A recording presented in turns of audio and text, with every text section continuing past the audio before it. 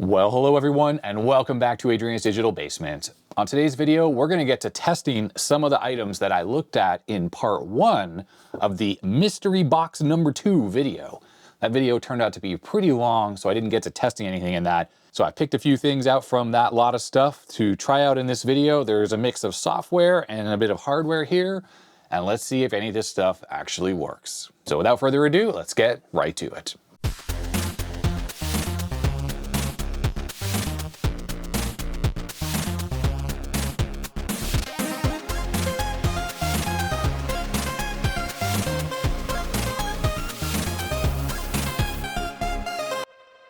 And before I get started doing the testing, I want to just mention that I said in part 1 that I have a lot of boxes to actually go through. Well, I've gone and consolidated all the various boxes I had around the house, especially in my office upstairs, and it all comes out to about this many boxes right here. Once I consolidate everything, that is less boxes than I thought initially I had, but it's still too many to go through in these long format videos. So I think what I'm going to end up doing is going through those boxes on live streams for my patrons, and then I'll let them help me decide what are the interesting things from those boxes, which then I'll pick out and turn into a video or videos that end up on the main channel.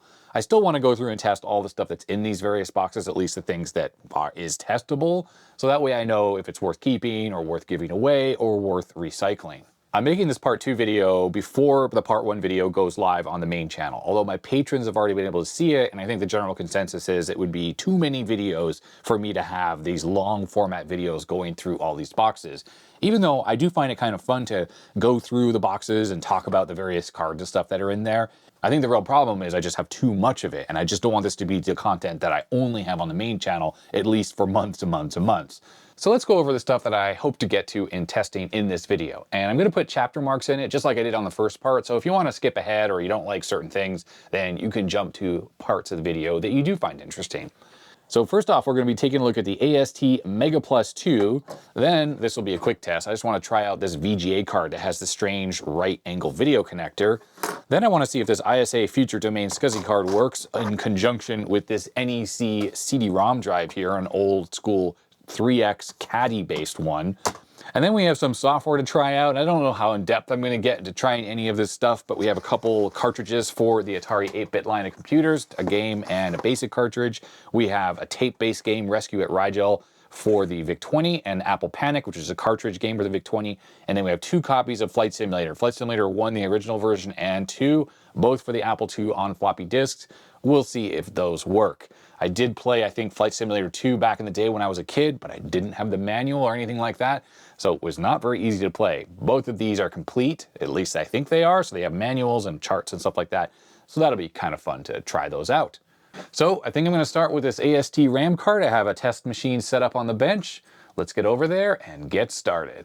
So to recap, this AST MegaPlus II is a multifunction RAM/IO plus clock expansion card for IBM PC and XT machines. So if you take a look at this motherboard right here, which we're going to use for testing, I found this going through some boxes of stuff as well. This only has 256K of RAM on here, so to add additional main memory to this machine, you could either install RAM chips right onto the board, up to 640K total on here, but if you happen to have a computer that didn't have RAM expansion capabilities, you could use a card like this. Now this thing can have up to 512K on it, but it only has 256K right now. To add additional memory, you need a daughter card, which plugs into this connector here. In addition to the RAM, we also have a clock, so adds a real-time clock to XT-based machines, which generally do not have a clock, or at least in their stock configuration. This also adds a parallel port and a serial port, and it has capability of adding a second serial port, which would be right here. So obviously another ribbon cable, and you do have to populate these missing ICs. And this also supports a game port, so a game controller port, but that's a daughter board that plugs into this connector right here and it overlays the board here and gives you that standard 15-pin game port that is so common on the PCs. The great thing about cards like this is on original PCs, you only had 5 slots, and of course, one of them was going to be used for video, one was going to be used for your floppy drive, so you only had 3 available slots. So adding a card like this allows you to add a bunch of extra functionality to your system without taking up your precious slots. So I've been running this machine for a few hours as a stress test just to make sure that it works properly. Yes, it's running in BASIC. It's just drawing some fractals there. If you're interested in seeing the fractal BASIC program, there it is right there. Just pause your screen. I modified it slightly just so it set the color. I use this little fractal program as a basic benchmark. I found it in some book somewhere at some point, and I've run this on a whole bunch of computers, as have a bunch of my viewers, so we can kind of see how long one cycle of it takes to kind of give a good performance indication of your CPU plus the BASIC interpreter on your system. You saw that it was running quite slowly on this particular system. I think it runs around the same speed as it would on an Apple II, to be honest, running at 1 megahertz. And this thing is, of course, a 4.77 megahertz XT. So yeah, the original XT, pretty slow machine. If you have power cycle this machine, you may notice this red card installed here. And this machine actually has 640K of RAM right now. And see the light just turned on there? And that's because the 256 on the motherboard is augmented with an additional set of memory from my card right here. It has 512K of SRAM here, and you control the banks that are enabled through these switches right here, and it allows you to add both upper memory to your system. If you already have 640K, you can add additional memory above there, or you can just expand your motherboards if you only have 256K like this one does. I have 3 additional banks of memory enabled, which if we flip this over, that means I have currently 256 to 384, 384 to 512, and 512 to 640 all currently enabled. Now, each one of these banks is 128K, and therefore this 512K chip actually has 4 banks of memory available in it. The caveat is, though, is that the 4 banks are repeated on these switches. So we have banks 1, 2, 3, and 4, and then we have banks 1, 2, 3, and 4 repeating. That limits the placement of the expandable memory. And right now, as I said, we're using 3, 4, and 1, leaving the only bank available left in this RAM chip to add to the system as this switch right here, which is bank 2, or this one right here, which is also bank 2. Now that bank 2 can exist in 2 places, either 128K to 256K, which can't work because the motherboard already has that memory, or it can exist in this space right here, 640K to 768K. But that also cannot work in a lot of systems. That exists in that high memory space above 640K. And the reason why that can't work is that the CGA card, which is installed in this system, but same with a monochrome card or a VGA card, uses that part of the memory map on an 8088 to add its video RAM from the card into. So if I enable that on here, it would create a bus conflict with the CGA card, so that cannot work. If the motherboard under test already had 512K of memory, well, we wouldn't need to enable any of these banks, and we would just need H1 to bring it up to 640K, and that would actually leave these 3 other banks unused. And typically, this H3 bank here, 768 to 869, is very typically not used, and that means we could enable that to add an extra 128K of upper memory, which even on an 8088 system like this, you can actually load DOS into that upper memory and then get a bunch of extra conventional memory on your system. There's a link in the description to my GitHub repo, so if you want to make one of these for yourself, and like the parts that go into this thing are very inexpensive. So if you want to make a very cheap RAM expansion card for your PC, you can go do that there. I think there's additional info on my GitHub repo about how to use the upper memory, although I can't completely remember. But if you just do a little Googling, you can find some info on what little utilities you need to use to load DOS high on old systems like this. But the main part of this video is not this card, it's about this card, which would have been something you would have used in the old days before, cheap RAM cards like this were available to upgrade your computers. Now, if you're using a RAM card like this that expands your conventional memory, it needs to work in exactly the same way as this card. You need to be able to tell this card where to add its additional memory so that the memory on this card does not overlap with what's on the motherboard. In the case of this card, luckily, the documentation is widely available. I just did a quick Google and found it on -0degrees.net. And as I mentioned a moment ago, this motherboard has 256K, so the starting address of the RAM on this card should start at that 256K point and then continue on from there. So according to the documentation, the switch settings should be on, off, on, and on. Now, when it comes to PC XT motherboards like this or the original PC, you do have to configure the jumpers or the dip switches properly on this. I currently have this configured to tell it that on the motherboard, there is just 1 bank of memory.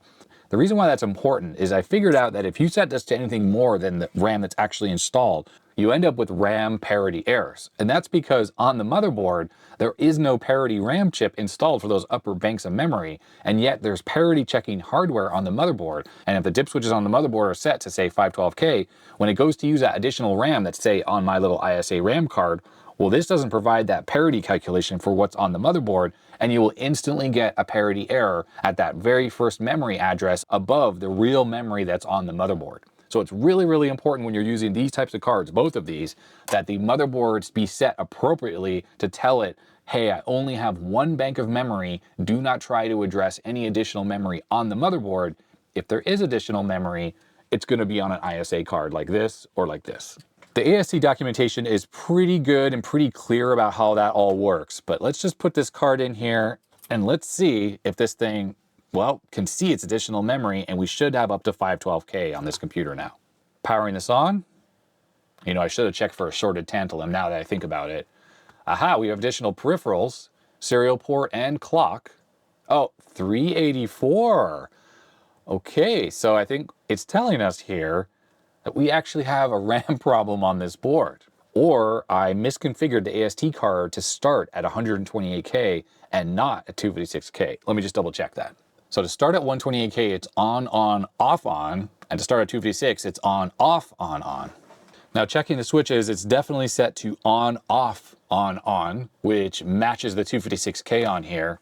But one thing I found on these older dip switch blocks is occasionally they can get, well, a little fussy because they're just corroded inside. So I'm gonna flood this thing with a little bit of Deoxit and then just move the switches back and forth just to make sure that they're making good contact inside. So again, on, off, on, and on. Now for memory on the PC, it needs to be continuous for it to count it. As soon as it encounters any area that it thinks the RAM doesn't exist or is bad, it's just gonna stop counting. You notice that there's a bunch of MT RAM on here, and yes, this is 4264 MT RAM, so this is the stuff that we know to be really bad and flaky. The system will count the RAM on the motherboard first, then go to the first bank, second, third, and fourth bank on this card while it's counting up the RAM. It seems to be getting up to 384K, which means 256K plus 128K on here, which means two of the banks on here aren't being counted. Now, it could well be that it's using these two banks and then it's ignoring those because of a RAM error in this bank, or it could be it counts these two and then there's a RAM error in here and then it just aborts.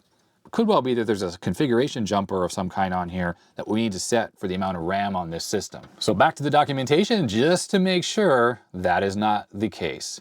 It says right here that if you get the Mega Pack, which is the additional 256K for this, there are no switch settings or jumper changes you have to make. So it seems like this card really does just auto detect the amount of memory that you have on it, and then the system will just test that automatically. Documentation does explain a little bit about the banks here. And we can see bank 1, 2, 3, and 4 coming from the top. Besides the switches on the card though, the jumpers seem to configure the parallel port, the serial port, and the clock. For testing the clock, the original battery is a 2325, and all I have is a 2032. I think it should work in here. It'll be a bit thick, but it should be fine. Yeah, there we go. It's not quite the right size, but good enough. Now, when it comes to booting this system, I'm going to be using my XT IDE card. There's something to consider though when you use these XT IDEs and you use cards like this that have clock calendars. It is quite possible that the default address of your XT IDE, which is typically hex address 300, that's the device IO, and can conflict with the clock that might be on your card like this one or on the motherboard. Some XTs have built-in clocks and they are often set to hex address 300. According to the documentation in here though, it seems that the IO address of the clock is 2C0 and uses 32 addresses, a continuous address space. So I know that that does not conflict with my XT IDE card. I have the XT IDE plugged in the system, and let's power this on. Now the system is attempting to boot here. The light's on my XT IDE. Seems like it's frozen though. And frankly, I wouldn't be surprised if that's because of a RAM problem on this board that's causing this issue. So I'm just gonna pop this board out and just double check that the system boots without it. And I'll just install my homebrew card here into the system just to give it the full 640K. Just want to make sure everything works. Always good to do a sanity check here first. And it's definitely working here. You can see it says starting MS-DOS. So if I disable all but one bank on my little homebrew card now, we should have 384K because each one of those banks is 128K. There we go, 384K. That's working as expected. And absolutely, it's booting normally. So MS-DOS 622 with no auto exec or config sys does work without issue with only 384K. Putting back the AST card in, let's power this back up again. I just don't think we're going to be able to get into DOS. And what I was hoping to do was use some of my utilities to try to do some RAM checks. I have a couple DOS utilities. Oh, okay. I didn't do anything, and now it's counting up all 512K. but it's not showing my XT IDE there. So it should have showed the name of the compact flash card. I'm just gonna jiggle these cards around a little bit, turn this back on, see if that makes any kind of difference here. Okay, now we got a system error number 2, which I happen to know with this particular BIOS usually has to do with parity errors or parity memory errors and things like that. So we're stuck at a little bit of an impasse here. Problem is that even the RAM that is working on this card, that 384K, MS-DOS is trying to use it, and clearly it's probably bad. I bet you all 3 of the MT RAM banks are bad on this card, and we can't really get to a proper RAM test because on PCs, most RAM tests are all gonna be DOS-based, and we can't run DOS because we have bad memory. And with this particular card, there's no way for us to turn off parts of the memory without physically removing the chips from the board. It seems to kind of auto-detect the RAM that's on there, and the only thing we can configure is that starting address. Now we have a couple possible ways of getting the system to boot in a way that DOS will load, and we can try to test the RAM. One way is by changing the start address to above 256K. That will leave a gap, which means that the BIOS will only find the first 256K, and that's all it's going to tell DOS that we have. And the card will be sitting there above that, and then it will just sit there and not be used. But because it's not used by the BIOS and DOS doesn't mean we can't try to write into it using a program like Debug and then try to figure out where the bad memory is. The other possibility is using a diagnostic ROM, and those do exist for XT machines, PCs and XTs, and they're available on -0degrees.net. You can download it, make an EPROM, stick it on your board, and it will do some RAM checks of the entire system memory, and I think it should be able to tell you with a bit more authority where the bad bits are. So I happen to have one of those diagnostic ROMs right here, programmed into a chip that we can quickly and easily stick on this motherboard. So this is the system BIOS here, this PC Turbo open source BIOS. We'll pop that out, and in goes this XT BIOS diagnostic ROM. And with the RAM card reinstalled in the system, if we power this machine up, we should get, there we go, it's running the diagnostics. Now, one of the issues with this diagnostic ROM, by the way, is it does try to access your floppy drives. And I don't have any floppy drives hooked up here, so it's gonna sit there and spend a bunch of time testing the floppy drives. So it's actually within my best interest to plug a floppy drive into this system. I'm just gonna use this high density one here, which will work perfectly, just to speed up this whole test process. Okay, so floppy drive is connected. Let's power this back up. The RAM check on this, beyond the 16K critical area RAM check, is all below the floppy drive tests, and it will sit there for quite a long time trying to get that floppy drive working. I'll put a link to this particular diagnostic ROM in the description below, but it's available also on -0degrees.net. I did notice we have one failure there, non-maskable interrupt. That's interesting. Okay, so it's trying to read a floppy disk. I guess I need to stick a disk in there. It's not gonna work. All right, grabbed a 720K disk here. It needs to be, oh, there we go. It's doing the RAM test anyways. So what happens now? Oh, look, parity errors. It's detecting issues. All right. I just happen to know that the new memory that's on the card here begins at address 40000. That's the beginning of the RAM card, the start of that 256K. So it seemed like it got some parity errors, but it told us that there were no memory errors. If there are memory errors, you can see it at the bottom there says failing bits. It'll tell you which bits, which we can identify on this board, which of the chips they are, have the errors. But all it's detecting are parity errors and not actual bit errors. Now, I've talked about this on the channels a few times, but this diagnostic ROM has some issues in that it doesn't have a running log of errors when it comes to RAM. It just sort of shows you the most recent one that it found. What we can't tell is that, was there a parity error at every single address? Or was it only at certain addresses? I don't know. Down at the bottom there, it says memory test to 80000, and it says failed, but only with a 1 there. So it only had 1 failure. And now it's doing a slow refresh test. And what a slow refresh is it writes some information into the memory, waits a little while, and then reads it back. And it's looking for bits that degrade over time because maybe the refresh circuit for the DRAM is not working. That's not going to be a problem for a card like this because this uses static RAM, which doesn't require refreshing, but regular DRAM does require refreshing. And well, you could have a bad refresh circuit that's causing all your RAM errors. And in that case, this card itself is bad and it has nothing to do with the RAM that's on here. But we're still in the motherboard RAM, and we know the motherboard RAM works perfectly well. And only once it gets to address 40,000 hex, that is, do we know we're actually testing the RAM on the card here. Oh, it actually shows a memory address there at 385E6. That's very interesting. I need to write that down. That's on the motherboard. That is not on the card.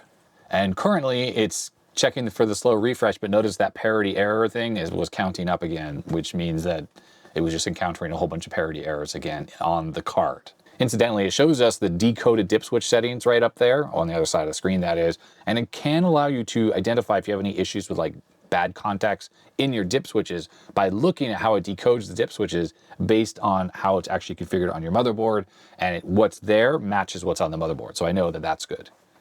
Well, one thing I can do is just pull out the RAM card and let this run through the test again just to see if we still have that motherboard parity error. I think that's probably the best thing to do. With this card removed, we're down at the bottom there, it's checking for slow addresses, and you notice system memory to 40,000 is the most it tested there. So that does imply that that particular error that we saw, that I wrote down right here, is on the motherboard. So I'm very curious to see if it comes back. And that just means I have a bad RAM chip on the motherboard, which is completely believable, to be honest.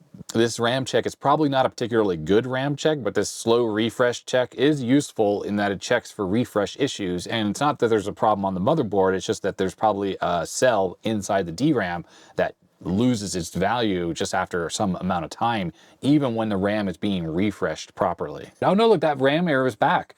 So we do have a bad RAM chip on this board.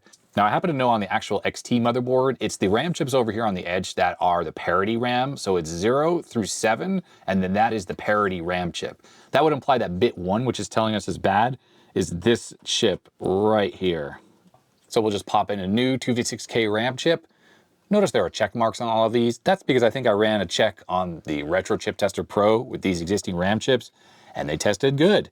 What we're seeing with this RAM check giving us sort of inconclusive results about the RAM on this board is that we definitely have a problem on this board. I don't know though if it's really the RAM or it's some of the support logic on here that makes this RAM card work. AST probably supplied utilities to test the RAM on this card and help you identify where you had a bad RAM chip. Problem is, it's exactly what I already explained. MS-DOS does not boot when you have bad RAM installed in the system if the BIOS is detecting it. If the BIOS didn't detect any of the RAM on this card at all, that means it probably would boot up, and that's because it just wouldn't even try to use this. But it's trying to use at least 2 banks of this, which causes the system to crash. Looks like it's checking the part of RAM right now, which had that bad bit in it. Let's see if it passes. It passed. So this chip right here that I took out is without a doubt a bad chip. I'm just gonna draw an X on here. All right, the motherboard RAM was good. We know the problem exists on this board. How are we gonna figure out what the bad RAM is? Now I could just take this RAM out and try to test it on another machine, like a Commodore 64. I could just put this RAM in there, see how that goes. That's a pain in the butt, takes a long time. I could take this RAM out of here, put it into one of my DRAM testers. I have a couple little ones that have been sent in on the mail call, but I don't love that idea either, especially because you might have a RAM card like this that has soldered in memory. And in that case, it's gonna be really hard for you to figure out which is the bad chip. Now, I went back to the documentation for the AST card. I do notice it has schematics. How freaking awesome is that? This is actually really useful because this tells us exactly which chip is which data bit. So if we can start to figure out which of these chips aren't good, that will help us right there. This is at the end on page 84. So for booting the system into DOS, we can do a little testing. I'm going to change the start address from the correct 256K that we're currently at to 320K. On, off, on. So I just reconfigured the card. That's going to leave a gap where there's no memory on the system, which means the BIOS should just stop counting exactly at the 256K point. We have the RAM card back in, XT IDE card back in, and I'll just leave the floppy controller in. And of course I have to take out the diagnostic ROM, put back in the normal system ROM. Okay, looks good. We should have 256K. That's it. It's exactly what I thought would happen. And there we go, we're booting into DOS. And it should only show we have 256K, and it does. So 256K is not a lot of memory for running programs. So you can't really run like check it, for instance, that's just not gonna work. But we should be able to use debug. Now pushing the D key in debug will just show you what's in your memory. And the way it works with the PC when it comes to the memory address, it's a little confusing because you have the colon there in the middle, but really the first 4 digits that are on the left are the RAM address. And remember how I mentioned that the RAM is on the motherboard goes from 0 to 40,000. Well, if you look at what we're seeing there, 1355 colon, and then there's 4 digits. So the reality is we're looking at address 13,550. If you're going to try to display it, you got to write it in this notation with 1355 colon 0. So we want to look at the RAM that doesn't exist on the motherboard. That's from that gap I created between 256K and 320K. We go to 40,000, which isn't existing anymore. And there we are, we're seeing all Fs. At the 20,000 address, which was actually the motherboard memory, we were seeing all zeros because it got initialized that way. Now, I set this card to start at 320K, and that happens to be at 50,000. So we can actually go look at that right here. Now, I know we're seeing all Fs, but I think we're actually looking at the RAM that's on the RAM card. All right, so we could hit the question mark for some help here. We want to try to write to the memory that's on this card. Now, even though the BIOS doesn't know it exists, it's still there, and the processor can still access it. So again, it's at 50,000, which is right there. So there's a fill command that allows us to fill a whole bunch of memory. And let's just see if I can figure out the syntax on this. Okay, maybe that was it. Let's see. I tried to fill 100 bytes with 88. So now if we look at that memory, that did not work. It's better to test my syntax in part of memory that I know works, which is like this area right here. So 20,000, 100 bytes of 88. So now if we look there, oh, so that is working. Okay, so I filled that with 88s. Now that's just in the middle of memory in the system that's currently not being used. So I think what's happening here is the card is just not, it's just not working properly. And again, let's try filling here at 60,000, which absolutely should be on this card. It should be in there. We're gonna fill 100 bytes with 88. Now it doesn't do any checking. Debug just tries to write that to memory and that's it. So when we look back at it, all we're getting is all Fs. So I reconfigured this card to start the memory at that 256K boundary again. So it should be taking over from where the motherboard leaves off. And we know this doesn't work. Oh, it's not even working at all now. What did I do? I like broke the card. So it kind of feels like this card has actually just completely stopped working. I mean, obviously, I think the motherboard is seeing the clock, so that's something, but it feels, well, and the serial port, but it doesn't seem to see the RAM anymore at all. Now let me plug my card in at the same time as this AST card, and we can just double check that my syntax in debug is indeed correct. Theoretically, I know we have a bus conflict if the RAM is all working together, but yeah, it's using the card here because the light was on. And we don't have a light on the AST card to know if that RAM is being accessed at any given time. But what I can do here is we can go into debug, we can try to write to memory on my ISA card, and then I can flip the dip switch on there and turn that memory off while the system is running. I don't think that should crash the system. So there's 40,000. So we fill 100 bytes with 88, just like we've been doing. Okay, there it is. And I'm gonna flip the switch on the card right here to turn off that RAM. And now let's look at that again. And it's gone. It's just gone. And if I flip this switch down, which should have re-enabled the RAM, I guess while the system is working, there we have our 88s. So it really feels to me that this AST RAM card has just simply broken. It just doesn't seem to work anymore. Even if the RAM were having problems on the board, it should still allow us to see it in debug here. If I turn off the RAM on my card here, then the RAM on this card should now be taking precedence. And it's not. We're just getting all Fs. It's as if it's not even installed at all. This method of testing RAM does work on PCs. And the cool thing is for instance, if I wrote some different sequences into the RAM, like I wrote all Fs into it using the fill command, then I could kind of see if we have bad bits. If you write all Fs and you get back something like AF, then you know you have some missing bits and you can use a calculator just to figure that out. I've shown that methodology using the machine language monitor on an Apple II before, I think on the Commodore PET as well. It's a really basic but rudimentary way to test RAM, but it does work. And as long as you can get into some kind of debugger like this, you're actually okay and you should work. But this card here just appears to not be working at all anymore, at least the RAM portion of it. Now I do have this clock utility on here. Let's see if we can read this clock. It found it. Yep, an MM58167. That's the clock chip that's on this board. And there's the address 2C0. Remember it said in the manual that's where the address was? So it's able to talk to the clock. I'm just gonna set some random time and date. And I'm going to use clock U to update the real-time clock on the card with the DOS clock. And there it is. Real-time clock is set to 4/4/2024, and the time is 12:35 and 01 seconds. If I power off the computer here, we could power this thing back on and then try to read the clock value back and see if it's still in there. The reason why I'm doing this test is I want to see if any peripherals on this card are communicating with the motherboard. And let me just exit out of here. Clock D for display. Yep, there it is. There's the time. So it read that straight out of the clock on this board. So we know that this board is communicating with the motherboard. That means the ISA connector is good. The bus transceivers that might exist on this card are good. Looking around on the card here, there's a bus transceiver here. There's a bus transceiver over here as well. So there's a few different bus transceivers. That's not to say that there's like part of this board that's dedicated to the RAM that's not working, like part of these chips. But we definitely have communication with some of this card. We're just not getting any love out of the RAM. What is curious looking at this card is I do not see any kind of PAL chips. This is all just the most basic TTL logic stuff imaginable. And yet it makes a functional RAM card. It's kind of interesting. And at this point, I can pretty much guarantee that there is a problem with the logic circuits on this board, and it's nothing to do with the RAM. And the reason why I say that is because even if the RAM were kind of working, but we had a bunch of bad bits that was causing the system to not count it up as accurate memory, the reality is when we go to debug, all we see is FFs in here, and we write anything to that, and we don't get anything back. If some of the bits were working, but other ones weren't, we would see something when we wrote to that memory with debug, but we're seeing nothing at all. So it's almost like this RAM is not even being well written to by the motherboard. It's just sort of sitting there isolated on its own.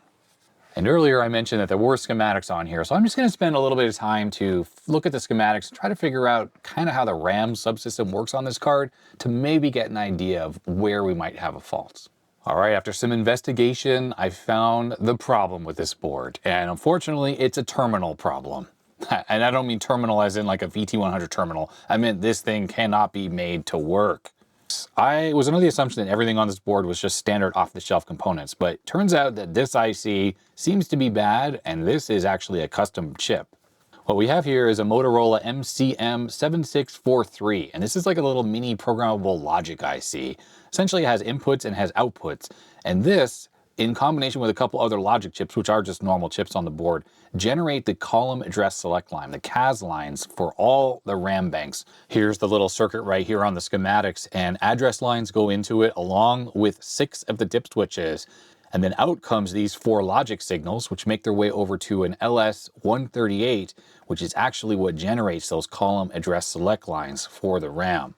Now, I put the oscilloscope on these 4 output pins while trying to access the additional memory using the debug utility, and there was absolutely no activity on these lines whatsoever. And actually, according to the datasheet for this bad chip, it's actually a 4-bit like programmable ROM chip. So imagine an EPROM that's at 8-bit wide, it's only 4 bits. And there's the pin out there. So it has address lines, and then it has these 4 outputs. Now it does have these 2 chip select lines, pin 10 and pin 8, and pin 8 and pin 9 are actually hooked up to ground. I did check it on the board and it does have good continuity. I also put Deoxit in the socket that this is in as well. I also double checked that all the switch inputs are working properly and we're getting what we should based on the way the switches are configured, and it's also configured correctly. But nothing comes out of the output here no matter what I do with this card. And unfortunately, without that output, we're not going to get the column address select lines going to the RAM, and that means that, well, we're never going to have any working RAM. So unfortunately with that, that means that this card is pretty much not really usable. I mean, it does have a working clock and a serial port, but there's nothing special about those. You can find recreations of both of those all over the internet. And obviously, as I mentioned already, we have recreation of RAM cards right here. It is just nice to have something that's sort of 3-in-1 if you're trying to upgrade one of your old PCs. So for me, it's not the end of the world that this board doesn't work. I'm just going to harvest the RAM off it, take the clock chip off it, take my battery off of it, and then I'm going to throw the rest of this board into my spare parts bin. So if I remember looking for a logic chip that is on this board, I can always try to desolder it if it ever comes to that. Record scratch sound, hold on a second. I condemned this card, but in editing the video, I was watching what I was doing working on this card and I caught a critical error.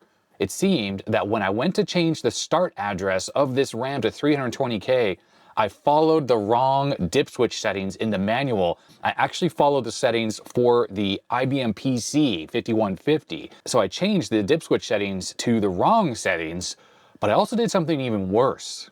This page has the correct switch settings to be followed for setting the start address on this card. And notice you adjust switches 1, 2, 3, and 4. And these are the switch settings that I actually followed for 320K, on, off, on. And you'll notice that it has switch 5 here, which isn't even on the original switch settings for this card. And I should have set it to on, off, to start at 320K. What's confusing to me is that we should have seen weird issues with this card set up wrong. In fact, for 320K, I would have set it to on, off, which when we look at the actual settings for this card, that would have told this card to start working at the 64K RAM boundary. That would have created a bus conflict with the motherboard RAM and caused the system to not boot properly. The thing is, no matter how I set these switches, it didn't seem like this card was working at all anymore. And that's when I put the oscilloscope on that special chip right here, and I didn't see any activity on it whatsoever. After noticing I made that mistake while editing, I started to try to think through what could cause the card to just stop working altogether. And I think it's that switch 5. The manual doesn't mention anything about switch 5 on any page. It doesn't tell you what that switch does anywhere.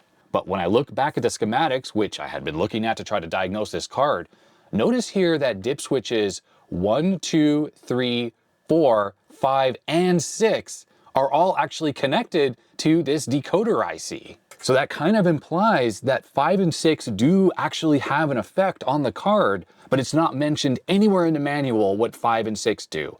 The only other switch setting that's actually mentioned is switch 7, which has to do with parity decoding, enabled or disabled. Now looking at the switches here, I can tell that the start address is currently set to 384K, and that comes from the troubleshooting I was doing trying to figure out if this chip was working. I was changing around the start address of the card. But I never touched switch 5 except for the time when I followed the incorrect IBM PC 5150 guide, which had me turn it on. Looking back at original footage, switch 5 was always set to off and never on. And I turned it on when I followed the wrong guide. I have a feeling that switch 5 actually has the effect of disabling the RAM completely on this card, and it's just not documented in the manual. So I turned that switch 5 off, I put the card back in the motherboard, I just set the start address to on, off, which is the 320 kilobyte start address. And let's see if this card is now working in debug. All right, so 256K is all it sees in the BIOS, which is correct because I'm starting this now a little bit above that 256K. We get that gap, that means the BIOS won't count it. So when we look at address 40,000, we shouldn't see anything but all Fs, which is exactly what we expect. But when I look at 50,000, we should now have this RAM card if that switch 5 has the effect of turning off the whole card. And look at that, we have freaking zeros. Just for fun, I'm gonna switch 5 to the on position while the system is running. And if we run this command again, we have all Fs. So switch 5 on this card, when you turn it on, disables the RAM entirely. And that's why I did not see any activity coming out of that decoder IC when that switch was on. I came so close to condemning this card entirely because of that one fact. Unfreaking believable, honestly, unfreaking believable. Okay, so the RAM is working again. Let's do the fill command. First, we're gonna try FF. All right, well, right there, we see a problem because I filled it all with FF, but we're getting FEs right there. That's telling us right away we have a bad RAM chip in that first bank of memory. So that's why this is a very useful test. Let's do the same fill command again, but this time we're gonna fill 100 bytes with 00, and let's look at what we actually end up with now. We end up with all zeros. Okay, so that right there gives us a very important clue as to what's going on with this card. I'm gonna fill up an entire 64K of RAM on this card with FF. Hopefully the fill command does work. Yep, it does. And then let's take a look at what we see now. So we should see all FFs. Okay, so right now we know we are seeing, we're seeing EEs.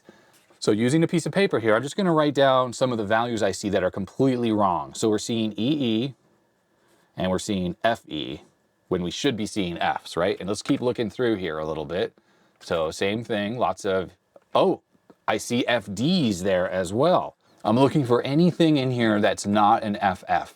Oh, there's a bunch of bad stuff here. Look at this. BE, BC.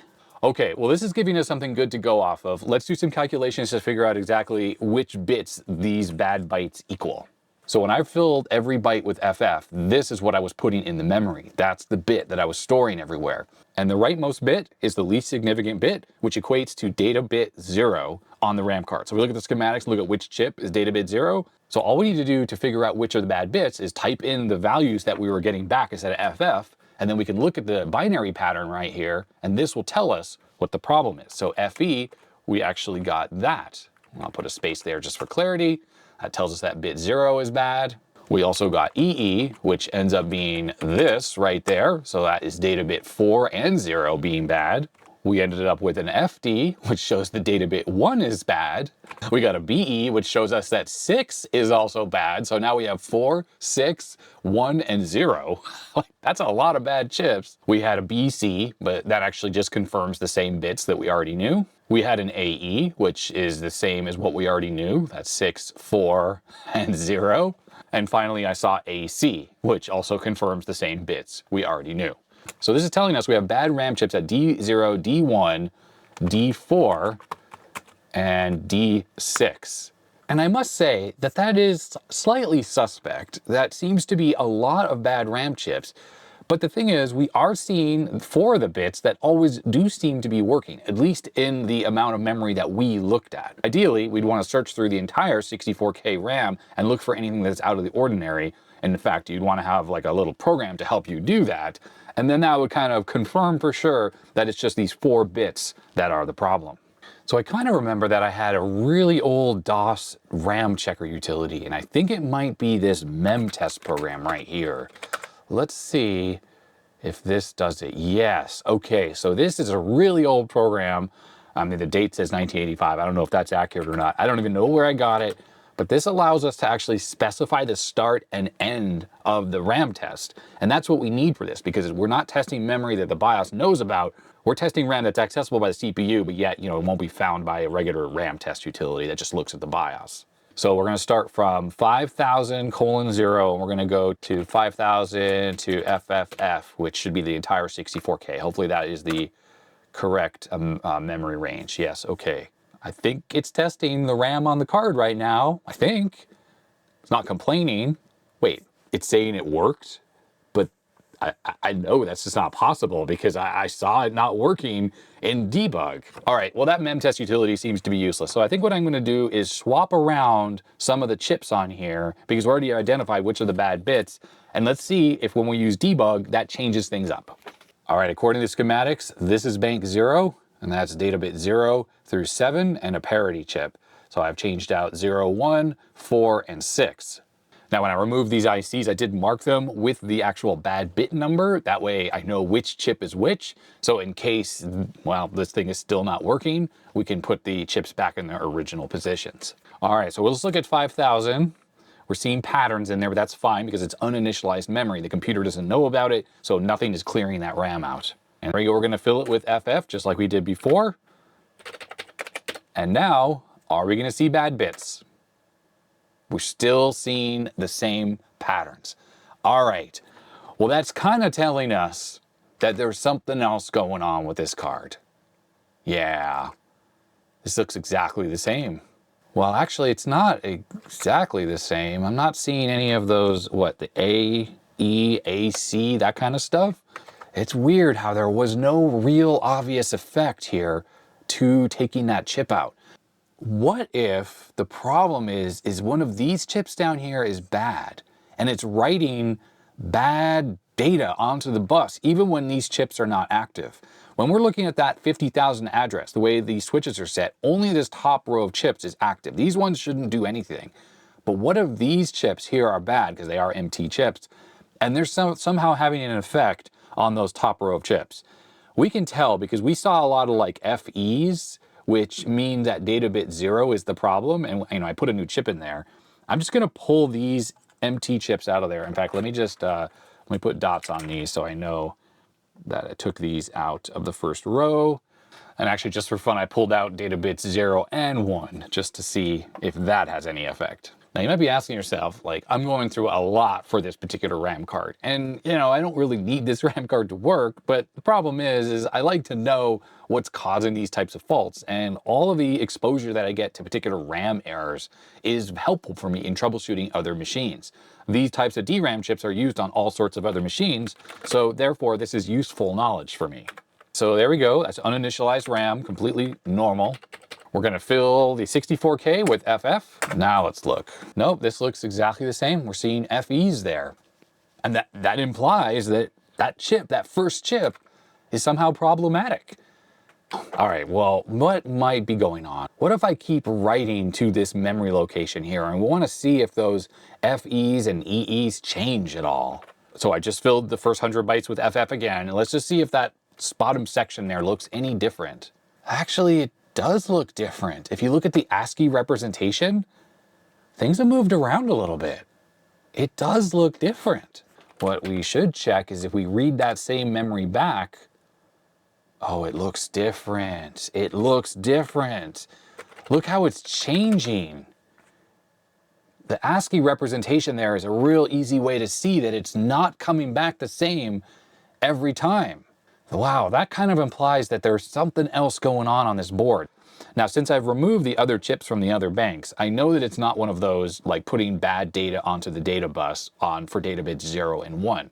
And definitely when we have an FF turn into an FE, that shows that data bit 0, I'm sorry I said 1, but data bit 0 isn't always writing properly. But looking there, it seems to kind of change where sometimes we get an FE and just rereading that same exact spot in memory, we get something slightly different. And yeah, I can see one time where it was FE and then on the subsequent read, it was FF. So that probably means that those RAM chips aren't bad and the problem lies somewhere else. Right, so back on the schematics, I'm really suspecting that whatever is bringing these data bus signals to the RAM chips is the problem.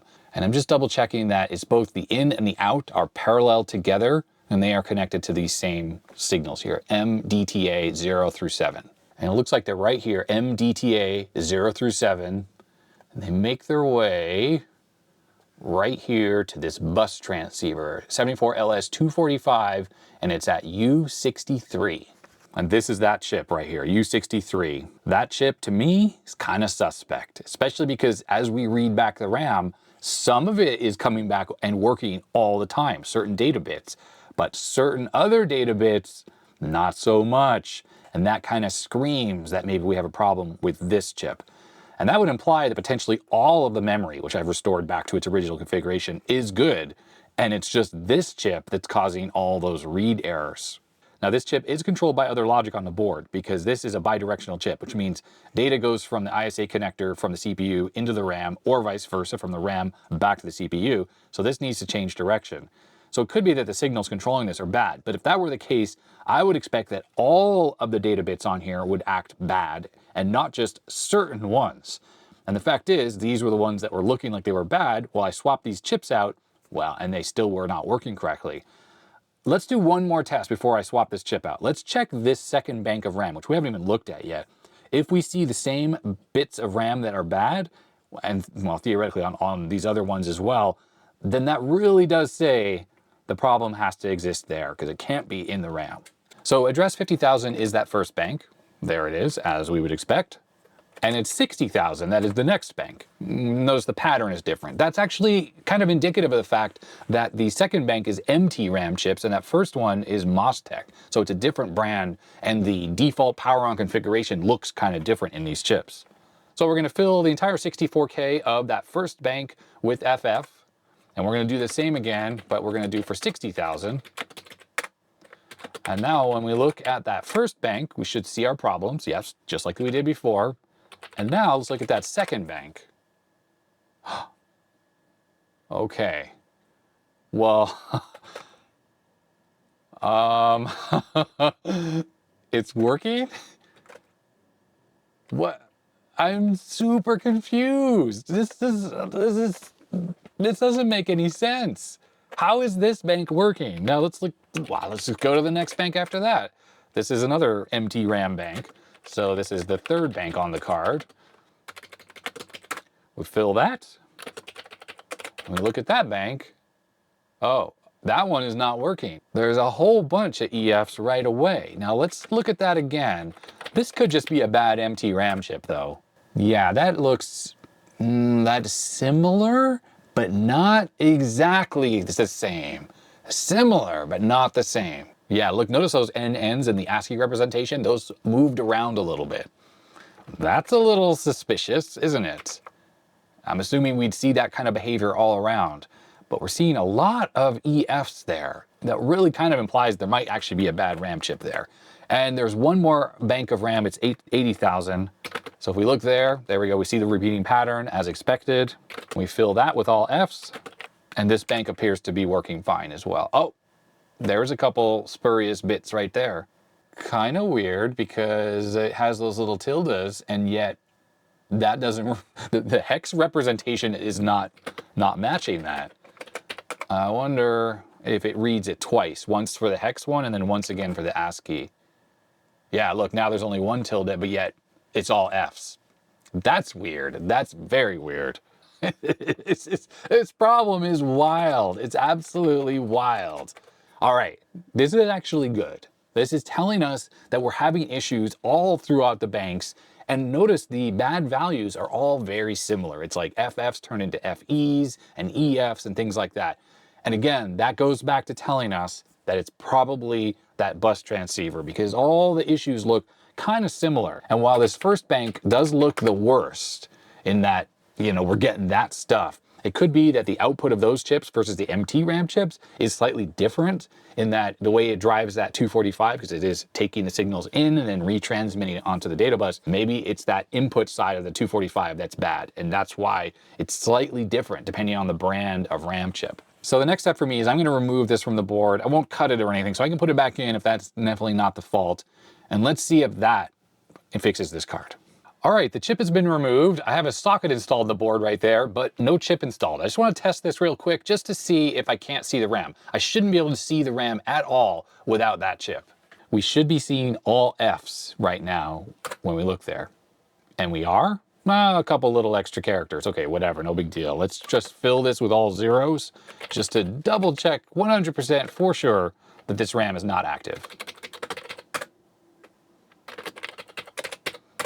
And yep, just comes back with occasional little funny letters, but that's because the lines are floating right now without that chip installed. So in with the LS-HCT245, a very nice, strong, but TTL compatible bus transceiver. So now when we look at this RAM, we should see that original pattern. Okay, we see some weird stuff, but let's look if we read it back again. Does it look the same? There's some slight changes even in this. Oh, that's kind of worrisome. So we fill that, and now we look. So we're getting all Fs now.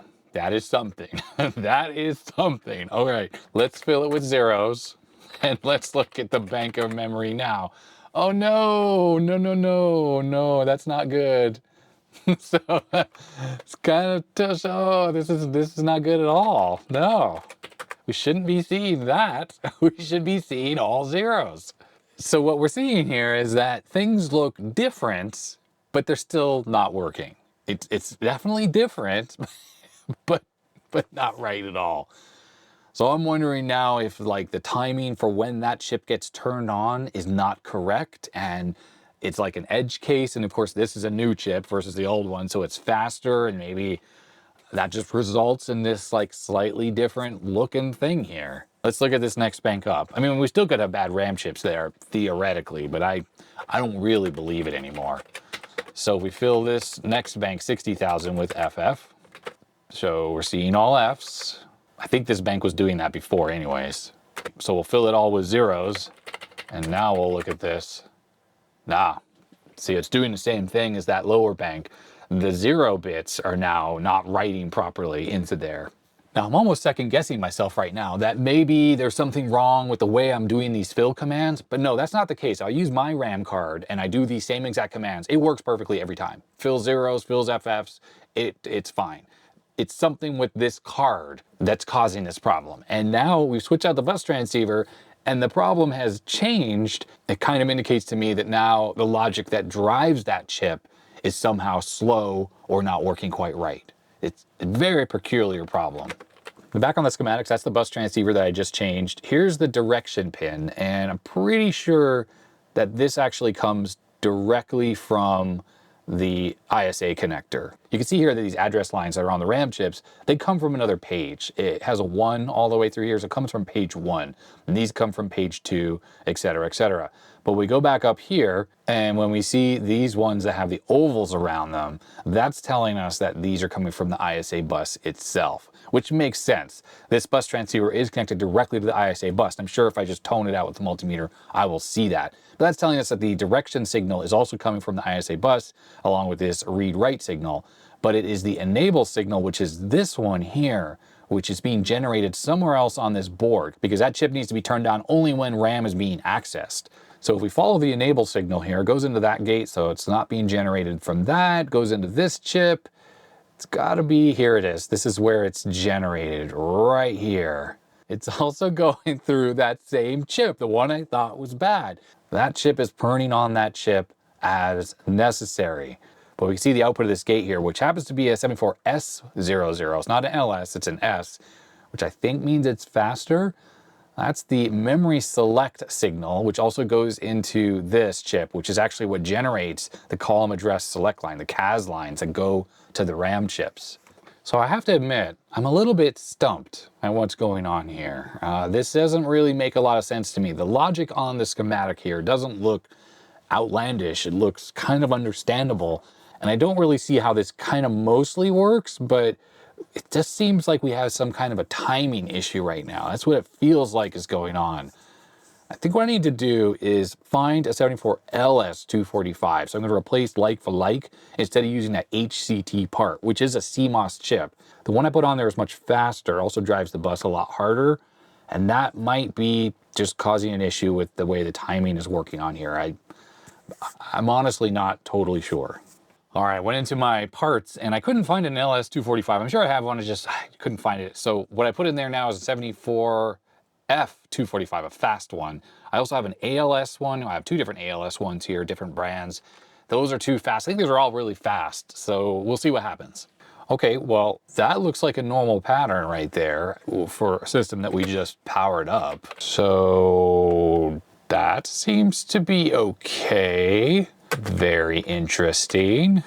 Let's do the fill again, but this time we'll fill it with zeros because we were tricked once before. This seems to be looking good right here. Interesting how an F chip freaking worked. F for freaking worked? I don't know. Well, let's not count our chickens yet until I turn this RAM on and let's see if the system can actually use it. So I'm going to change this to start all this RAM at 256K and looking in the correct page in the manual, that is on, off, on, on.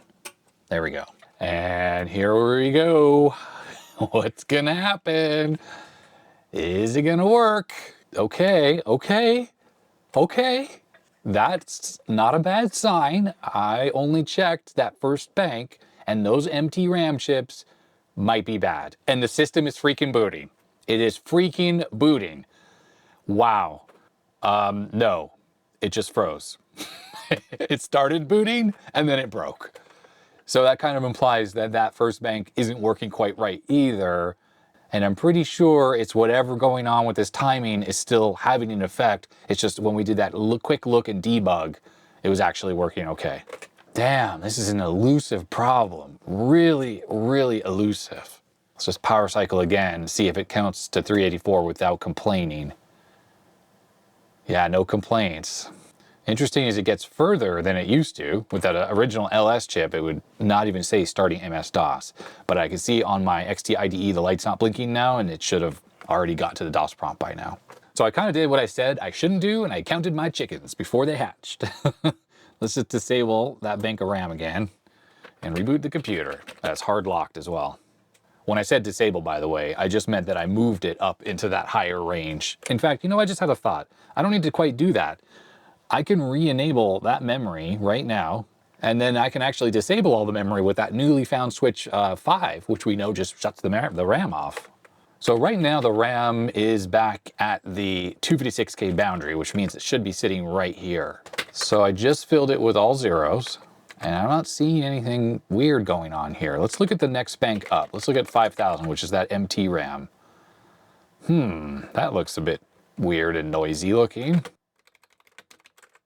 All right, so this is MT RAM. Well, those Fs all look good. And we'll do the same, filling it with all zeros. That looks fine as well. Okay, I'm gonna try this mem test program again. I mean, it seemed kind of useless last time. Well, let's just see if it works any better. I don't know.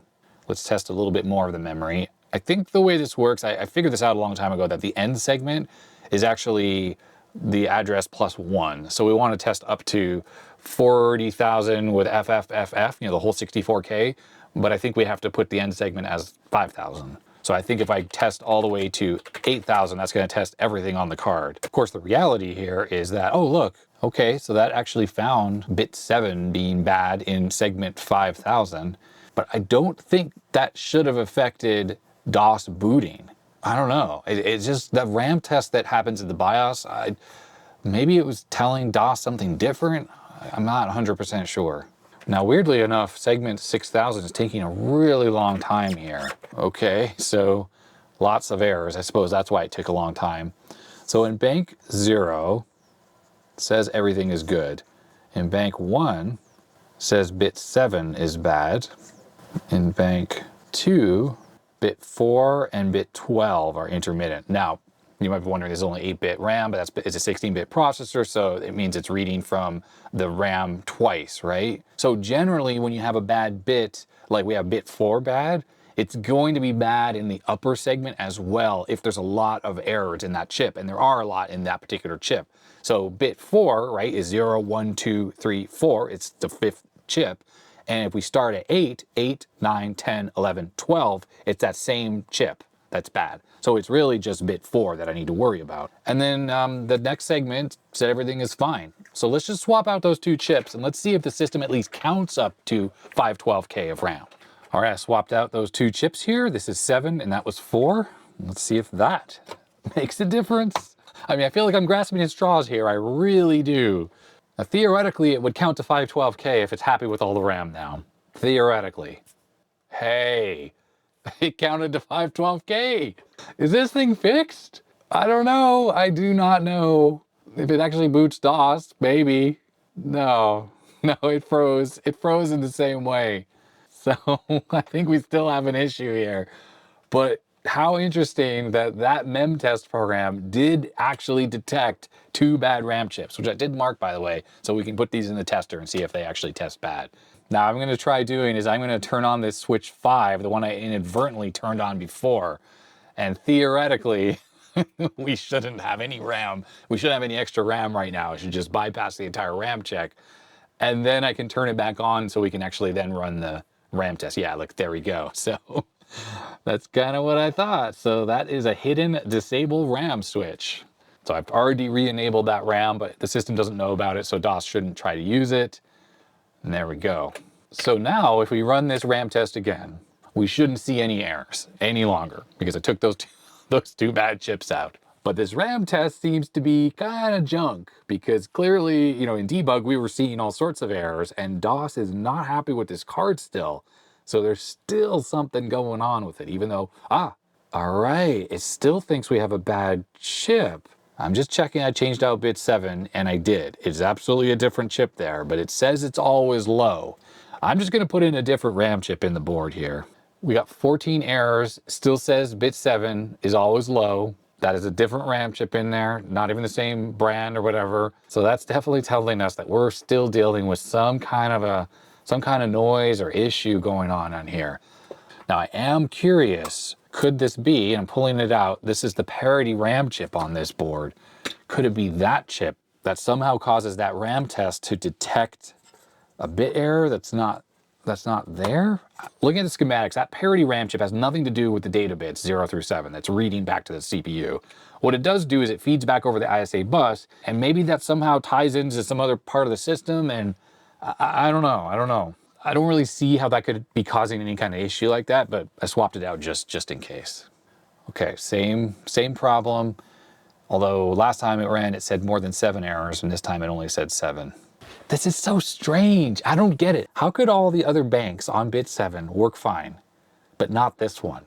And 3 different RAM chips all have that same issue. I mean, is there a problem with the socket? No, it can't be. Taking the chip in and out a bunch of times would have made that work. I did a bit of a jump cut there because I decided to have some lunch and put this thing through its paces. And frankly, I'm completely stumped at this point. I swapped out the F245, the fast version from Fairchild, and I put in the 74 ALS 245 that I had. And as soon as I did that, that bit error on the 5000 segment went away entirely. I put all of the original RAM chips back into this board except for the one that was in that 6000 segment. This chip is definitely bad. In fact, I tested it on the little DRAM tester here that a viewer sent in, and it tests as all bad. But with all original chips in there except for that one bad one, and the 74 ALS 245 installed in the board, all the RAM tests pass. No matter how often or how many times I run this mem test, everything looks good. The Turbo XT BIOS RAM check, when you boot the system, that one works perfectly as well. I even went as far as to put in the XT Diag ROM, the one we were using earlier, and that works as well now. No errors. Although I will add that this diagnostic ROM in here still reports parity errors for all the memory on the ISA card. But the funny thing is, just as a sanity check, I put in my own homebrew RAM card, and with this ROM, it also shows parity errors. But the system boots perfectly into DOS with my RAM card with 512K of RAM, but if I disable my RAM card, which is plugged into the system right now, and I enable the RAM on the AST card, MS-DOS will freeze after it says starting MS-DOS. 100% of the time it says that. But every other RAM test I can get my hands on works. Debug is showing good RAM. This is showing good RAM. The memtest little command line program is showing good RAM. Everything works, but yet the computer doesn't boot. And let's just demonstrate that. And by the way, I was using the -W syntax here, which is like a slow refresh kind of a test with this command line thing. I think it waits 2 seconds between each pass, and it's looking for any kind of refresh problems with your RAM. And as you can see, there are none. It works perfectly. It definitely counts up to 512K without any issue, but it will not boot into DOS if the RAM card is enabled. I just do not understand how else to test this memory. Let me try going to basic. Okay, basic works, but that only uses like the first 65K of RAM, so not a good test. So 512K is detected though, as you can see, and we'll go to boot, MS-DOS, and it will not boot in exactly the same way. Yeah, it kind of starts, and then the light on the XT IDE no longer flashes. And I let this sit here for a while, and it just sits there forever, and it's hard locked. The computer is hard locked right now. So let's think about this for a second. Can we infer anything from what's going on here? I think I can say without a doubt that that 74 LS 245 that I took off the RAM board, AST board, is definitely bad. There was something wrong with it, and replacing that chip got rid of all that weird RAM errors we were seeing reading and writing. Now, putting in the HCT chip, that 74 HCT 245, made the board not work at all either. It's just completely screwy when we were using debug. Then putting in the 74 F245, the fast chip, mostly worked, except for that one chip that was showing data bit 7 had like always low or whatever, so that was kind of weird. And then putting in the 74 ALS 245, which I think is sort of the closest chip to the real LS, although it's faster than the real LS. And now all of the RAM tests work, but DOS still isn't running. So clearly the way DOS is accessing memory is a lot more, I don't know, interactive, I guess, than a RAM check, and it's still failing. So I think at this point, the RAM on the card is probably good. And the problem is definitely is that select logic. So I really think the last thing I can try is try to find a 74 LS 245, like take it off some other board, I'll borrow it. And let's see if that makes this card work properly. The only thing I can think of right now is that the timing is so close that putting in those faster chips is probably enabling the bus transceiver too quickly, and that's causing like a bus conflict for, you know, little bits of time. These types of issues are very, very difficult to fix. And I thought ISA was pretty forgiving, but I guess it's not, because we're kind of seeing all sorts of weird symptoms just by switching out that chip. So I'm going to go try to find a 74 LS 245, and we're going to pop it in, and we're going to see if it works or doesn't work. Sorry, I lost a little bit of footage when I removed the 74LS245 from a scrap board and tried it in the AST RAM card. It did not work. In fact, it was worse than using the 74ALS245. The RAM tests were now showing issues, much like the original 74LS245 that I removed from the board. I think I gotta throw in the towel on trying to get this board working. There's just something wrong here with the select logic, obviously, that is creating this very subtle RAM problem that just prevents DOS from booting, and yet all the other RAM tests work just fine. Now, when it comes to this particular PC XT clone here, this is a bog standard 4.77 megahertz clone, and it should have identical timing in every way to the PC 5160.